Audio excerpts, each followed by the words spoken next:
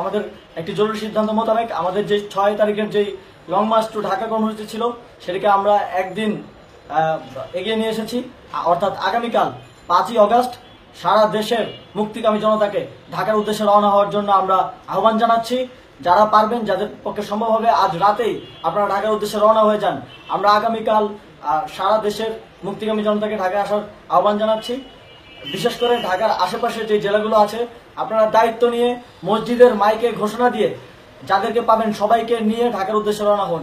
এই লড়াই আমাদের জন্য একটি চূড়ান্ত লড়াই। আমরা চূড়ান্ত ঘোষণার জন্য প্রস্তুত, আমরা গণভবনের দিকে যাত্রার জন্য প্রস্তুত এবং সেই উদ্দেশ্যেই আপনারা সবাই ঢাকা আসুন। আমরা আপনাদের সবাইকে নিয়ে আমাদের চূড়ান্ত দাবি আদায়ে এগিয়ে যাব। আমি জানি না সমন্বয়করা আজকে রাতে বেঁচে থাকতে পারবে কিনা, কিন্তু আপনাদের উপর আমরা এই দায়িত্ব দিচ্ছি। আপনারা সবাই নিজ দায়িত্বে ঢাকায় আসবেন আগামীকাল এবং পরশু পরিস্থিতি বিবেচনা করে পরশু গণভবনের দিকে 4 দিক থেকে আমরা রওনা হব। আমরা খুব আতঙ্কের সাথে লক্ষ্য করছি যে ছাত্রলীগ, যুবলীগ এবং আওয়ামী লীগের গুন্ডারা পুলিশের অস্ত্র দিয়ে পর্যন্ত সাধারণ জনগণের উপর হামলা করছে। কিন্তু একটি সুখের খবর হচ্ছে সারা দেশের বিভিন্ন স্থানে সেনাবাহিনী ছাত্র জনতার পক্ষে দাঁড়িয়েছে। আবার কিছু কিছু জায়গায় যেমন মিরপুর ও মোহাম্মদপুরে সেনাবাহিনী ছাত্র জনতার বিপক্ষে দাঁড়িয়ে গুলি চালাচ্ছে। আমরা সেনাবাহিনীর প্রতি আহ্বান জানাতে চাই, আপনারা এদেশের নাগরিক এবং আপনারা এদেশের নিরাপত্তার দায়িত্বে আছেন, এদেশের জনগণের যানবাহনের নিরাপত্তার দায়িত্বে আছেন। আপনারা দেশের পক্ষে এবং দেশের জনগণের জন্য কাজ করবেন। কোনো খুনি সরকারের জন্য, কোনো খুনি রাজনৈতিক দলের জন্য কাজ করবেন না। এটি এদেশের জনগণ আপনাদের থেকে প্রত্যাশা করে। আমাদের এই আন্দোলনে সম্পূর্ণ সমর্থন দিয়ে হয় নিরপেক্ষ থাকুন অথবা এই খুনি বাহিনীকে, সরকারের খুনি বাহিনীকে প্রতিহত করুন, তাদেরকে যথাযথ শাস্তির আওতায় নিয়ে আসুন।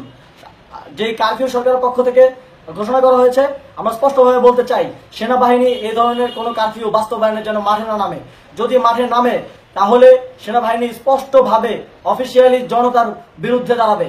আমরা চাই না সরকারের এই ষড়যন্ত্রে সেনাবাহিনী পা দিক।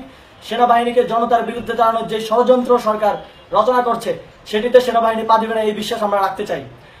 আওয়ামী লীগ আজ সারা দেশে তাদের খুনি বাহিনীকে নামিয়ে দিয়েও ছাত্র জনতার প্রতিরোধের মুখে টিকতে পারেনি। রাজপথের পরাজিত শক্তি হিসেবে তারা সেনাবাহিনী সহ অন্যান্য বাহিনীকে আমাদের বিরুদ্ধে কাজে লাগানোর চেষ্টা করছে। এই চেষ্টাকে, এই ষড়যন্ত্রকে ব্যর্থ করতে হবে এবং আগামীকাল সারা দেশে মসজিদে মসজিদে ঘোষণা দিয়ে ঢাকার উদ্দেশ্যে আপনারা রওনা হন। প্রত্যেকটি পরিবার থেকে অন্ততপক্ষে একজনকে ঢাকার উদ্দেশ্যে রওনা করে দিন। এই ইতিহাসের সাক্ষী হতে, একটি নতুন বাংলাদেশের অভ্যুদয় ঘটানোর একজন কর্মী হতে। ধন্যবাদ সকল।